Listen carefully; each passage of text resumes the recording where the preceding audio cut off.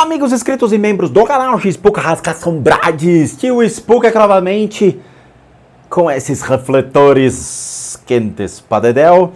Nós estamos hoje num calor absurdo aqui fora, tanto que eu estou com meu ventiladorzinho aqui para ver se dá uma amenizada, porque tá quente, tá bem quente. Mas mesmo quente eu trago para vocês em plena segunda-feira.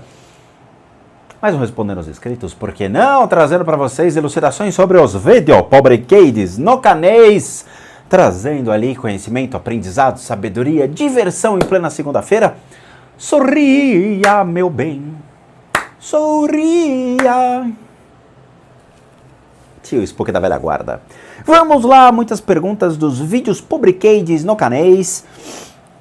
Algumas são obviamente interessantes, outras a gente dá uma chacoalhada, outras eu faço cara de bobo porque eu também não entendi, mas o importante é a gente compartilhar conhecimento e fazer com que vocês saiam dessa vida pelo menos aprendendo coisas legais.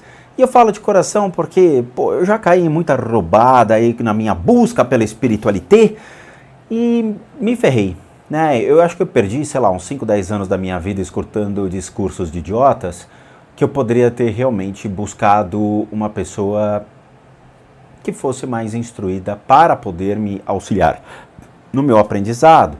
Sabe, a gente sempre busca terceiros, né? Parece representante comercial de marcas. Você vai procurar terapeuta, psicoterapeuta, que de repente o cara é professor, dá aula, dá curso, do não sei do que. Aí quando você vai assistir os cursos do cara é uma josta. Aí você fala, perdi meu tempo com um representante comercial de uma religião ou de uma marca. E aí você fala, podia ter ido direto à fonte, né? É assim que funciona. Sempre os terceiros, né? Essa ramificação de terceiros aqui é horrível. Vamos lá, Caroline Caroline, olá, boa noite. Rodrigues. Eu estava assistindo o Spook Responde 18 e me surgiram algumas dúvidas. Como se dá a transformação do corpo espiritual normal para as deformidades de um obsessor? A pessoa que morreu tem a consciência dessa transformação? Tá, entendi o que você quis dizer. Vamos lá.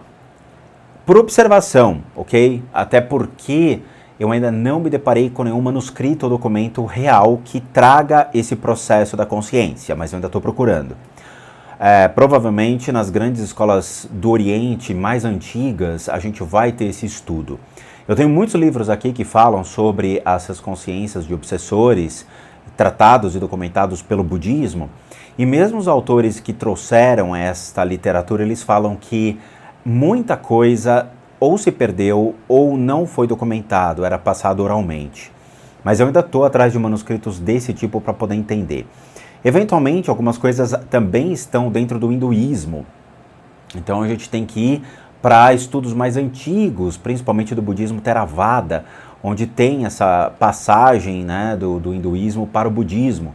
Então provavelmente deve ter muita coisa interessante das escolas antigas filosóficas desta antiga tradição. Mas vamos lá. O que eu vou te falar, de novo, é por observação, o que eu venho observando.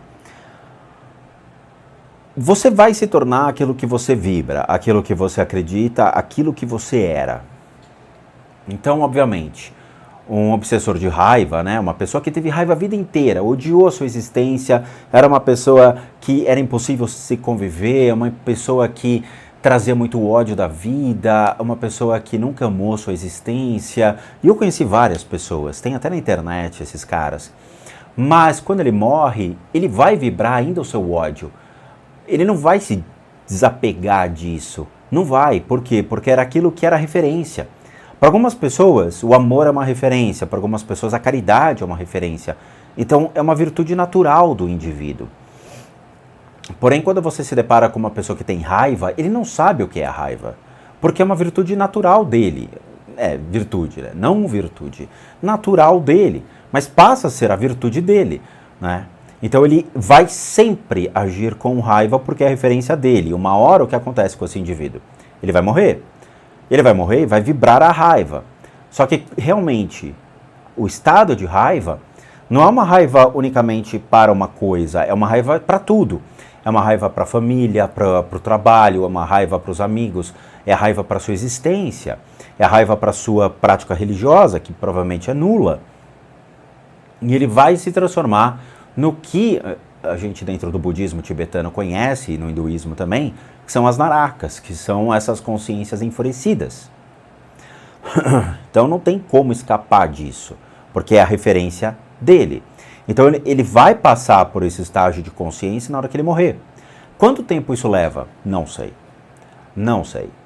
Podem levar, tipo, anos, décadas, séculos. Mas lembrando que todas as pessoas que acabam falecendo, elas não ficam perdidas ad eternum para cá. Ou seja, em algum momento elas vão reencarnar, em alguns momentos elas vão passar essa consciência adiante. Então elas não vão ficar sempre aqui. Então tem o tempo de percepção desses seres sobre quem eles são e a sua consciência, bem como a possibilidade de certos praticantes do hinduísmo e do budismo que praticam essa cerimônia dos mortos, poder encaminhá-los, ok? Nós temos essas práticas aqui, nós fazemos essas práticas, existe. Eu tive num retiro da Semana dos Mortos e foi muito louco o negócio, tá? Então, assim, ela vai ser transformada mediante aquilo que ela é. Ela vibra isso, ela se torna isso. Quando o obsessor tá ligado, mano, numa pessoa, ele só vai sair quando houver uma limpeza espiritual, tá ligado, mano? Ou quando a pessoa morrer. Então vamos lá. Eu nunca vi um traficante sem obsessor. Eu nunca vi um pastor ladrão, ou um pastor assediador, ou um pastor racista, homofóbico sem obsessor. Eu nunca vi um político sem obsessor. Eu nunca vi nenhum cidadão que realmente está inserido nesse universo sem que tenha tido um obsessor. A única pessoa que eu me deparei nesta vida, que eu olhei e falei, cara, você não tem nada, foi um cara que era muito feliz com a sua existência, o cara era muito rico e o cara, ele viajava o mundo todo fazendo trabalhos voluntários. Esse era o cara que realmente teve uma vida muito boa. Esse era o único cara que eu vi que não tinha obsessor. Por quê?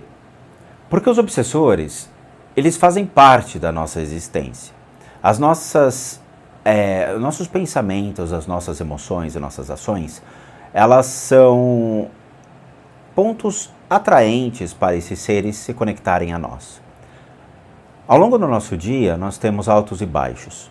Se você acorda feliz, toca o telefone e alguém fala, amigão, você esqueceu de pagar o seu aluguel, a gente vai cobrar juros, você fica puto da vida, e o que acontece?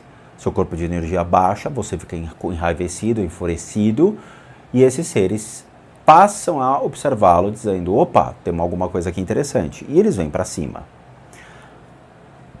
É normal, é natural da existência nós termos esse convívio com esses seres. É absolutamente natural. Agora, quando eles se desconectam, muito difícil. Eu nunca vi uma pessoa sem ter essa conexão. Até religiosos, às vezes, possuem seus próprios demônios internos. Sabe, tem muita gente que entra no budismo para controlar a sua raiva. A raiva é um enorme veneno da mente e que atrai as narakas. Então, o que acontece quando essa pessoa surta em raiva? Esses obsessores se aproximam, porque eles se correlacionam com essa energia. O fato é, de todos esses anos de pesquisas que eu fiz em termos de religião, eu só me deparei realmente com poucas técnicas capazes de retirar estas energias. Porém, não adianta você aprender tais técnicas e não fazê-las. Ou mesmo não adianta você estar numa sala de aula, ganhar lá o seu certificado, capaz de poder trabalhar, atender com essas técnicas, e você, tipo, engaveta tudo e dane-se. Tudo na vida é por meio de práticas.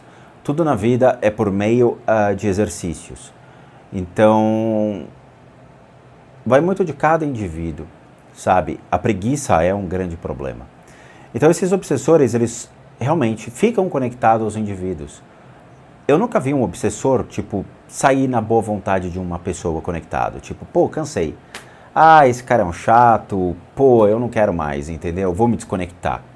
Não. É muito difícil. É quase impossível isso acontecer. Então, eu realmente não acredito que uma pessoa consiga fazer isso sozinha. Ele vai precisar sim de auxílio de outros. Ah, eu vou orar. Não, oração não adianta. Ah, eu vou fazer o evangelho no lar. Não adianta. Vou tomar um passe magnético. Não adianta. Os únicos procedimentos reais que auxiliam isso são técnicas que vão trabalhar o corpo de energia, vão conseguir trabalhar os órgãos do indivíduo, vão conseguir retirar as conexões que esses obsessores têm e fazer com que realmente a pessoa volte ao equilíbrio energético. Porém, aquela coisa, né? É uma piscina de água suja. Mesmo no verão, todo mundo vai querer pular. Sabe? Nadar num rio. Todo mundo vai querer nadar no rio, mesmo que esteja repleto de peixes ali. E que, eventualmente, pode ter algum risco à sua saúde. É difícil. Toda hora nós vamos ter esses seres conectados a nós. Toda hora a gente vamos nos deparar com isso, tá? Eu faço prática todos os dias. Eu acordo. Na verdade, eu mal durmo, né? Porque assim, eu faço prática às 4 da manhã, eu faço prática às 11 da manhã, eu faço prática meio-dia até 2 horas da manhã, 2 horas da tarde, perdão. Então eu começo às 11, meio-dia até às 2h30. Aí depois eu faço às 6 horas da tarde, depois eu faço às 10 horas da noite. Aí depois eu volto às 4 horas da manhã para fazer prática, depois eu volto às 11, meio-dia, todos os dias. Todos os dias. Tá? Então assim, eu tento sempre me manter regrado às práticas, porque eu sei que as práticas do budismo, elas possuem, sim, auto-cleansing, ou auto-limpeza. Possuem. E essa auto-limpeza é muito boa, porque não é só uma questão energética, física, mas também é mental. Então você reprograma a sua mente e recoloca a sua mente onde ela tem que estar. E isso é fundamental, tá?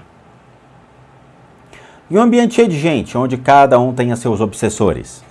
Tipo um jogo de RPG, né? Existe a possibilidade de um obsessor de uma pessoa ser atraído pelas energias de outra pessoa, assim fazendo com que mude de hospedeiro? Não. Uma vez conectado a um indivíduo, ele vai permanecer conectado porque ele tem interesses com aquilo. Você imagina que esses obsessores, eles não são tão espertos e inteligentes assim. Por quê? Porque a consciência deles torna-se mais instintiva. Então, uma vez que ele é atraído por alguma energia que você emana, ele se conecta a você, ele não vai ficar pulando de galho em galho. Ele vai ficar conectado a você e vai ter interesse sobre você, continuar existindo mediante os prazeres que você vai dar a ele. Então tem muitas pessoas que têm essas compulsões sexuais, ou têm os instintos mais aflorados, ou têm comportamentos mais selvagens. E tudo isso, você se pergunta, tá, pode ser natural de um indivíduo?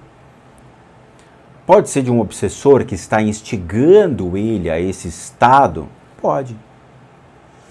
Lembrando, todos esses casos, a gente tem que analisar os indivíduos pela sua individualidade. Então a gente sempre fala para as pessoas, cara, você acha que tem alguma coisa com você? Primeira coisa, faça exames físicos, emocionais e mentais. Mediante a esse tipo de coisa e a verificação de que não existe nada sobre você, aí sim nós podemos trabalhar a ideia espiritual que, eventualmente, seres do mundo espiritual possam estar agindo sobre você. Mas sempre a gente verifica primeiro questões físicas, emocionais e mentais, para depois pré-determinar realmente o que eventualmente poderia ser.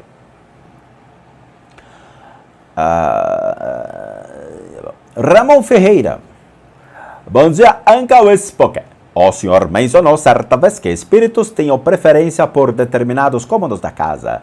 Será que há espíritos que gostam de ficar nos automóveis, carro, ônibus?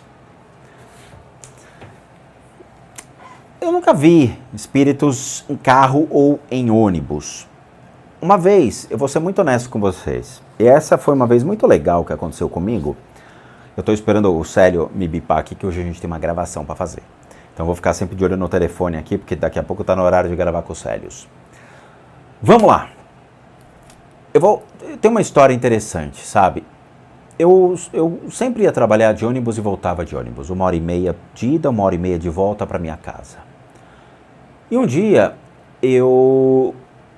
sentou perto de mim um cara com uma cara muito sisuda, assim, mas ele parecia ser jovem, com uma camisa de banda de death metal e uma mochila cheia de cabecinhas de serial killers. Então o cara tinha do Jason, do Freddy Krueger, do Mike Myers, aquelas cabecinhas chaveirinho. Eu dava risada, falei, isso é muito poser pra mim, tem alguma coisa atrás desse moleque. E aí tava voltando pra casa e tava ele no busão. E eu falei, deixa eu ver o que tem atrás dele. Eu vi que tinham 4 a 5 obsessores conectados a esse cara. Eu falei, quer saber, eu vou tirar esses seres desse moleque agora. Eu fui, puxei pra mim e fui a pé pra casa arrastando esses obsessores comigo até a minha casa. Eram 3 quadras até o ponto de ônibus.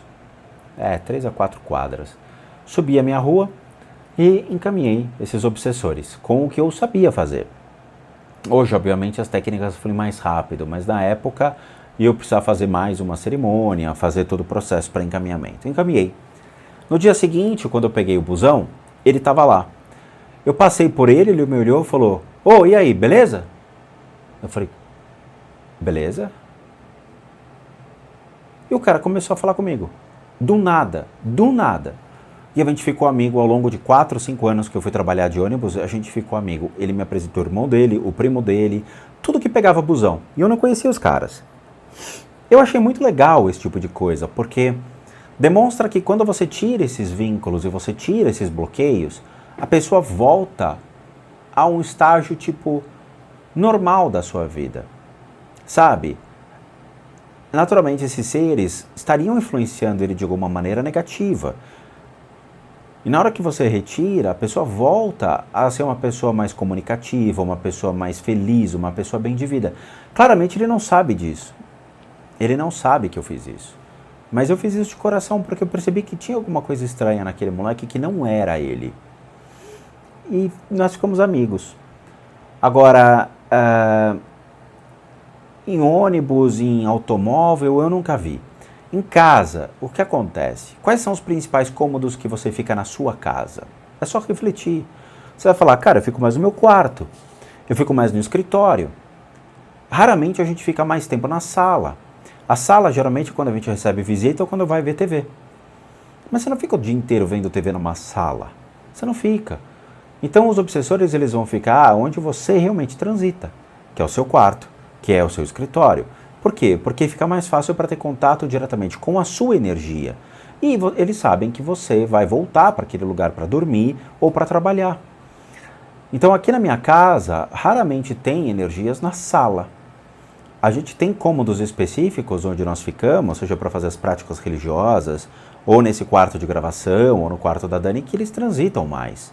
E é legal porque eu tenho um quarto onde os obsessores entram para que eu possa encaminhá-los. Já existe a energia atraída para eles. Então eu posso fazer oferenda para certas consciências, por aromas, por exemplo, que eles são atraídos e depois eu encaminho. Sabe? É um cômodo para isso.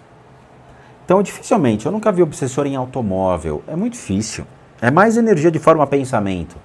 Aquela coisa, né? Que carro você tem? Eu tenho uma Ferrari. Aí é claro que vai lotar de forma pensamento sobre sua Ferrari. Porque todo mundo vai querer ter o seu carro, né? Paulo Barreto.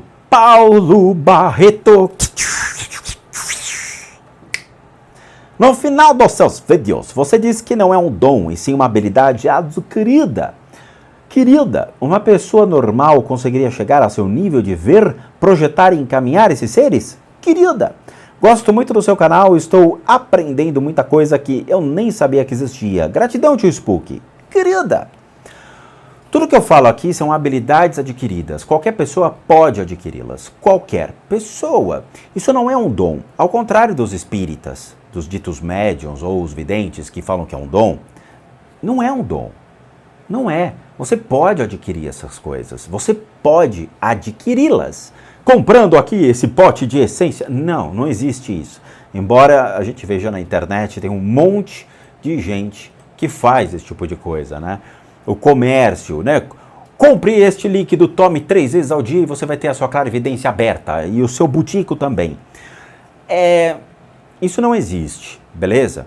Então, assim, de todas as religiões que eu passei e de todas essas escolas esotéricas e místicas, eu vou te falar, honestamente, as únicas 2 religiões que eu achei que realmente eram válidas para o entendimento do que é a clarividência e de como poder atingir esse objetivo é o hinduísmo e o budismo.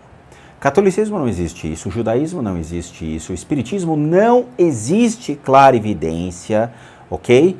As outras religiões também não têm. Então, quando eu me deparei com praticantes do hinduísmo, eu vi que realmente existia uma possibilidade de aprender sobre isso. Quando eu me deparei com o budismo traz estudos de clarividência do século III, onde você tem, no mesmo período que surgiu a Bíblia, entre 3 e 5 depois de Cristo, você tem o surgimento já, claro, de textos que já remetiam a esses ensinamentos. E o budismo é de 4.000 anos atrás, até mais, né? Até antes. Então você tem essa passagem de conhecimento do hinduísmo para o budismo, onde você aprende essas coisas. As grandes escolas místicas ensinavam isso lá no Oriente. Porém, as pessoas hoje prostituem esses ensinamentos e que não trazem a real validade ou veracidade disso. Por isso que eu falo, se você quer aprender isso, a primeira coisa que você tem que fazer, presta atenção, tá? Presta atenção no tio Spook. Primeira coisa que você quer fazer para aprender esse tipo de coisa é termine os seus estudos. Termine a sua escola, termine a sua faculdade, crie uma independência financeira, onde você vai ter um dinheirinho para poder investir em cursos e estar realmente comprando livros e viagens. Por quê? Porque você vai precisar ir para certos lugares no mundo para poder obter esse conhecimento. Não é você ficar sentado dentro da sua casa que vai cair no colo o curso de clarividência avançada. Não. Você vai ter que gastar grana atrás disso. Então você vai terminar a sua faculdade, depois que terminar a sua faculdade, arrumar um emprego, conseguir dinheiro. Muito bem. Aí você vai começar a buscar esse ensinamento. Então você vai entrar no budismo tibetano, seja o budismo tibetano Vajrayana, das suas diversas linhagens, famílias, ou mesmo a Mahayana também, acho que tem coisas muito legais de clarividência que você pode utilizar. Beleza, já começou. Então vai atrás desses budismos, Vajrayana e o Mahayana. Aí quando você quiser aprender o hinduísmo, tem coisas muito legais, mas você vai ter que realmente ir atrás de pessoas qualificadas, certificadas e que trazem uma tradição. O que vocês têm que tomar cuidado é com as armadilhas. Primeira coisa, um lama que se autodenomina médium, sensitivo, psychic, não existe. Dentro do budismo é puramente budismo, é puramente a essência budista. Então não existe o novo budismo, não existe essa idiotice onde você vai ter a apropriação cultural de outras religiões mescladas ali. No sentido de, o cara é um bandista, quimbandista, médium espírita e lama. Não. Uma vez que o cara faz realmente os votos monásticos, ele faz realmente os votos de Bodhisattva ou Bodhicitta, os votos de refúgio, ele se torna um lama, ele se torna um praticante. Eu não sei quanto tempo, eu entrei em contato com uma escola monástica nos Estados Unidos. O tempo que eles levam para formar lamas é em torno de 6 a 7 anos, tá? 6 a 7 anos para você se tornar realmente um lama. Tem gente que leva até mais tempo devido aos retiros, tem gente que faz os retiros de 3, 4 anos, vai muito de cada tradição. Mas assim, então você pensa, cara, o cara leva 10, 15 anos para se tornar realmente um lama. Então não é para qualquer um. O cara ele abdica de tudo para poder estar ali em sacrifício, aprendendo, passa fome, dorme no chão. Não tem ali um negócio muito top, sabe? Não é um hotelzão que o cara chega lá e fala, oi, eu vim me inscrever ao programa de lamas. É diferente. Então você tem que tomar muito cuidado com essas apropriações, porque tem gente que, por exemplo, se denomina hindu e médium. Porra, você escuta um cara que realmente estuda o hinduísmo, se torna um praticante hindu, se torna devoto ali, Shiva, Ganesha, Brahma, Vishnu, Krishna, o cara faz lá as suas práticas de devoção, tem o seu altar montado, o cara fica fazendo as suas práticas, tem que ler todos aqueles livros, seja a Bhagavad Gita, acho que nem se enquadra, mas o Mahabharata e outros livros, você tem que decorar, você tem que entender, você vai se basear na história, aí vem o cara e fala, não, porque eu sou médium hindu. Você manda o cara tomar no cu, entendeu? Você fala, cara, peraí, você não pode ser médium e hindu. Porque a mediunidade é um conceito que surgiu por meio do espiritismo, quando surge no mundo, a partir do século XVIII. 18 e 19, né? Para mais 19. Então é muito recente o conceito de médium, ou sensitivo, ou psychic. Então os antigos, eles partiam mais desse princípio de vidente e clarividente. Entendeu? Então eles partiam muito mais. Tem textos antigos que remetem a esse conceito, hindus, que falam, não, nós sabemos o que é clarividência, ou clairvoyance, ou a vidência. Beleza. Agora o resto eu não sei o que é. Sabe? Então vocês têm que tomar cuidado com quem vocês vão se basear, em quem vocês vão estudar. Vocês têm que ter o senso crítico baseado em, será que esse cara é 100% segue uma tradição ou não? Tanto o Lama que eu sigo, ou a Lama que eu também acompanho e a Dani também, eles falam em inglês. E a tradução é em português, porque era assim que era antes. Ou mesmo em tibetano, com tradução em inglês. Então você tem que saber inglês. Eu, por exemplo, tenho várias aulas dos grandes professores lamas, até mesmo de um cara que foi em Harvard, dar o seu depoimento, falar como é que é realmente o budismo, como é no Tibete e tudo mais. Ele vai em Harvard, acho que foi em 1980, 1970. Acho que foi em 1970. Ele foi em Harvard e foi contar. E ele conta em tibetano, com a tradução em inglês. Então você tem que saber outro idioma. Tem que saber. Os melhores livros, eles não foram traduzidos para português. Então, dentro do budismo, se você entrar na Amazon, você vai ver títulos que você não sabe nem o que são. E que são em inglês. Então você tem que saber outro idioma. Obrigatoriamente você tem que saber inglês. Quando a gente ficou em retiro, a Dani e eu, nós fomos pro sul, pro Rio Grande do Sul, os lamas falavam em tibetano com a tradução em inglês. E raramente aparecia um lama que falava inglês para que eu pudesse me comunicar com ele. Entende? Então, se eu quisesse pedir um favor, uma gentileza, eu tinha que falar inglês com o cara. Se eu falasse português, não ia dar certo. Então, você obrigatoriamente tem que aprender outro idioma. Não tem como. Então, você percebe que a escala, o aprendizado, ele não é só chegar lá, bater na porta de um cara e falar, oi, enfia o dedo na minha orelha e me transforma em clarividente. Não tem isso. Você tem que aprender, primeira coisa, terminar a escola, terminar a faculdade, arrumar um emprego, ter dinheiro, aprender outro idioma, e aí sim começar a galgar degraus para poder atingir uma espiritualidade, porque tudo hoje é cobrado. A espiritualidade hoje custa. Um retiro custa 3 pau, 4 mil reais, sabe? Se eu quisesse trazer, por exemplo, um lama para o Brasil, eu tinha que trazer do meu bolso, pagava 1.500 a 2.000 reais do meu bolso para trazer o cara, para ele passar um final de semana comigo me explicando alguma coisa, me ensinando algo, sabe? Se eu quero uma prática específica, eu pago. São $100, $200 do meu bolso para poder ter específico uma videoaula me explicando de um lama nos Estados Unidos como eu devo fazer aquela prática. Eu tenho isso aqui em casa. Então, assim, esse é o verdadeiro mundo hoje. Ação e reação, dar e receber. Então, assim, o pior não é desenvolver a clarividência, é você ter acesso a todas essas ferramentas para chegar lá e falar, agora eu quero aprender clarividência. Toma cuidado com isso. Evelyn Fernandidinha, vamos lá, o que é isto? Oi, vocês palocas, me chamo Evelyn e sou de Manaus. Acompanho o seu canal já há alguns anos e sou muito grata por seus ensinamentos. Minha dúvida é a seguinte: crianças, quando morrem, podem virar obsessores? O obsessor pode largar alguém se essa pessoa tiver mudado de hábito, tipo aquela freira do Hope Gopher. Por exemplo, alguém que tinha vícios no fumo e parou de fumar. Não. Né? Isso aí não existe, né? Não tem como. É muito bom isso. Vamos lá, crianças obsessores. Olha, eu estudo espiritualidade há mais de 30 anos, tá?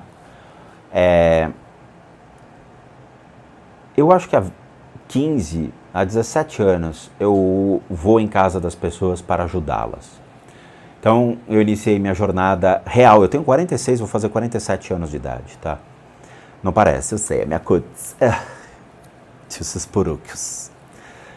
Então, assim, tem muita gente que, até na matemática da sua faixa etária, é absurdo. O cara fala, sei lá, eu tenho 40 anos de espiritualidade. Aí você vê a data de nascimento do cara.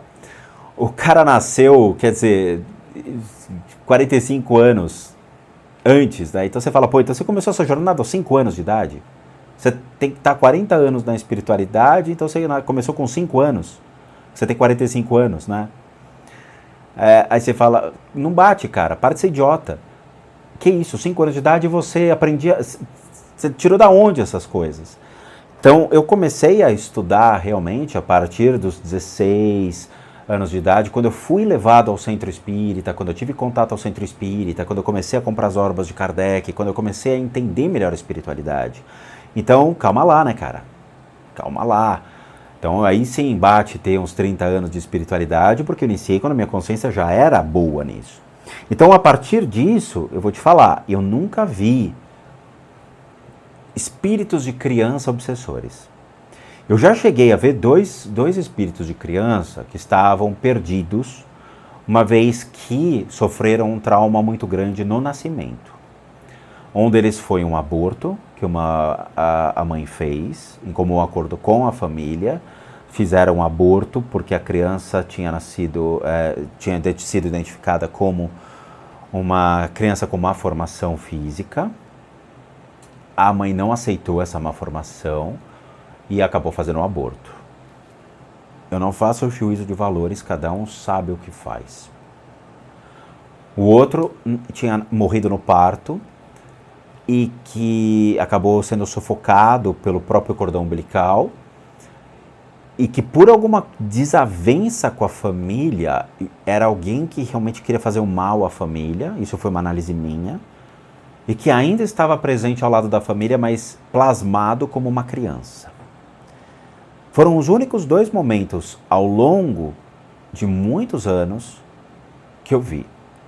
Então eu posso falar que a amostragem é pífia perto do que a gente hoje tem das consciências perdidas aí. Tá? Que seja 0,001% dos obsessores possa vir a ser uma criança. Tá? Geralmente as crianças, elas são encaminhadas rapidamente a um processo de reencarnação para que elas possam continuar a sua vida, seja num processo de aborto ou de, infelizmente, a perda de uma criança durante o parto, né? E isso acontece. Então, é raríssimo, raríssimo, raríssimo ver, tá? E o obsessor não pode largar ninguém só porque a pessoa parou de fumar ou parou de traficar, né? Ex-traficante, né? É algo absurdo. Né? O cara matou, roubou, o cara fez da vida dele um inferno, aí de repente ele se converte. Aí depois, 40 anos de crime, o cara vai pra cadeia, sai da cadeia e fala, me converti, sou evangélico. A grande maioria, pela amostragem, se torna evangélico. Desculpa, querido, desculpa, você não está livre de tudo aquilo que você fez, você não está livre dos seus obsessores, e você não está livre de nada daquilo que você jurou aos outros, né? Então, você levou famílias à desgraça, você matou pessoas, você condenou pessoas, você vai pagar por isso, você vai estar repleto de merda, não tem como. O cara fumou a vida toda, aí ele chega no médico, fala, doutor, tira o pulmão, me dá um novo, porque agora eu tô sossegado, quero realmente me livrar do vício. Não, querido, você vai morrer. E eu já vi isso.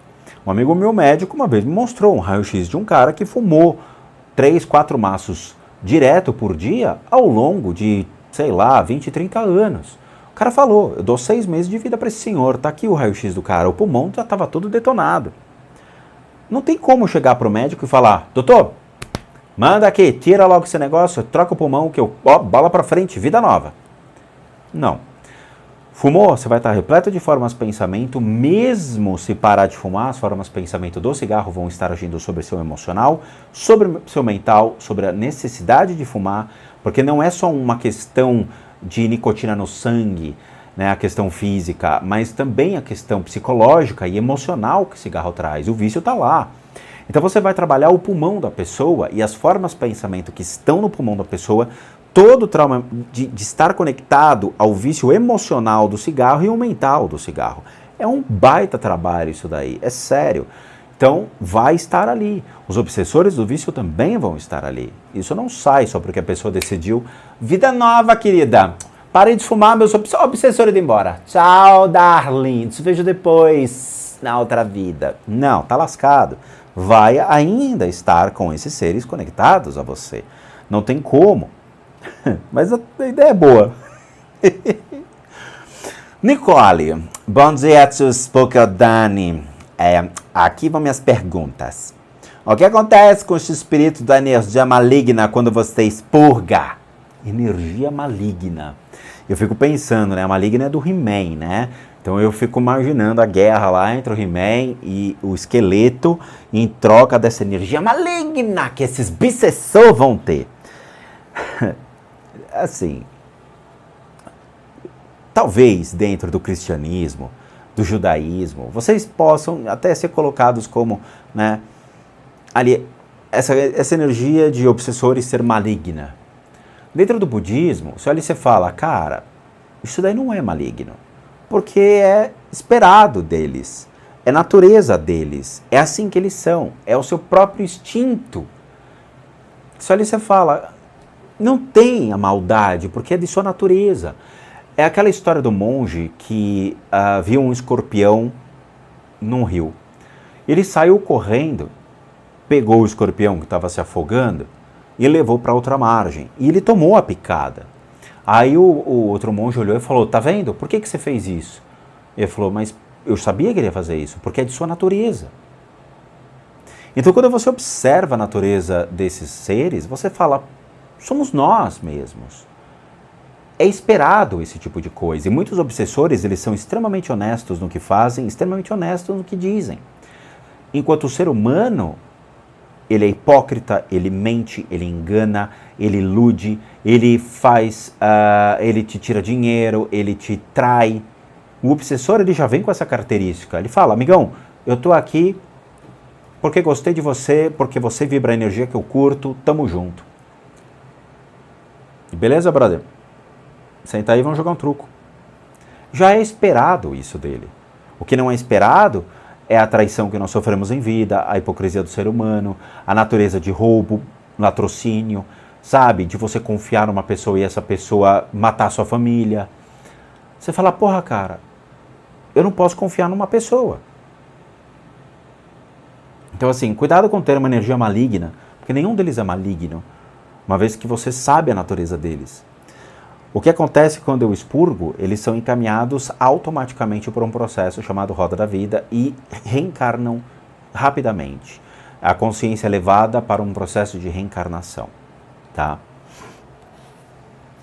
Os animais são realmente mais sensíveis ao mundo espiritual? Não sei. A amostragem que eu tenho é de poucos animais domésticos, gato e cachorro. Se você me perguntar a girafa, o rinoceronte, o hipopótamo, eu não tenho a menor ideia, porque eu não tenho hipopótamo em casa. Então, assim, toma cuidado com as perguntas, ok? Então, seriam os animais domésticos, que são gato e cachorro. Passarinho, não tenho a menor ideia. Não é nem porque eu tenho, porque o passarinho ele fica tão inquieto, pulando de galho em galho, puleiro em puleiro, que você fala, pô, peraí, passarinho, o que você tá olhando? O passarinho fica. Parece o Zacarias, né? Ai, Didi! Então, assim, os animais domésticos, eles podem ou não se importar com isso. Então não dá para saber. Você vai ver um cachorro olhando para um canto, você não sabe se ele viu uma mancha ou ele viu uma sujeira, ou ele realmente está vendo alguma coisa. Não se sabe. O gato, por exemplo, para ele pode ser indiferente, ele só fica acompanhando com o olho e dane-se. De novo, cada animal é um animal. Cada consciência é uma consciência. A Lilo, meu cachorro, ela raramente vê essas energias. Raramente. Aconteceu quando a gente fez um testando demo, que ela ficou muito inquieta, passou mal, ela vomitou. E eu acho que só uma outra vez que ela deve ter rosnado para alguma coisa que ela estranhou. Só. Mais nada. Tá? E olha que você está falando com o tio Spooks, ou seja, eu trabalho encaminhando essas consciências. E para ela, tanto faz. Tanto faz. Entendeu? Então é isso. Pergunta respondida. Bom, já deu aqui 40 minutinhos. Eu espero que vocês tenham se divertido, eu espero que vocês tenham gostado, eu espero que eu tenha ajudado a vocês a entender um pouco melhor sobre as perspectivas das religiões perante o mundo espiritual e como elas se correlacionam conosco.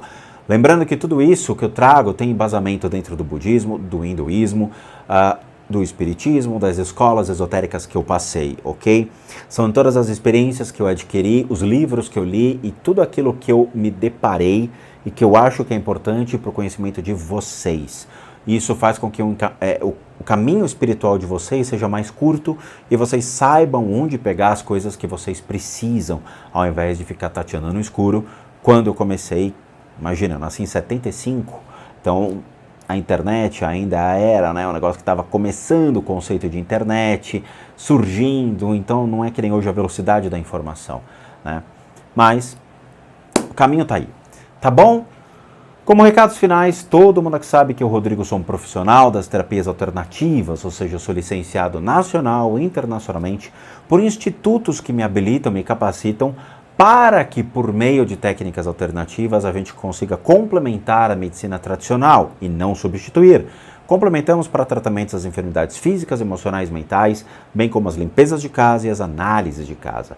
E para aqueles que querem passar por isso, devem encaminhar um e-mail para limpezadecasas@gmail.com e lá obter todas as devidas informações, bem como os respectivos valores, porque como profissional de terapias alternativas, eu cobro por isso.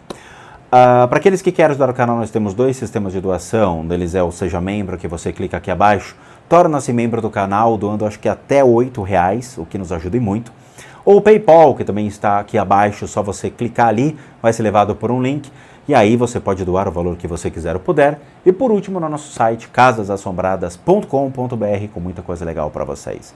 Vejo vocês nos próximos vídeos e bons sustos a todos nós.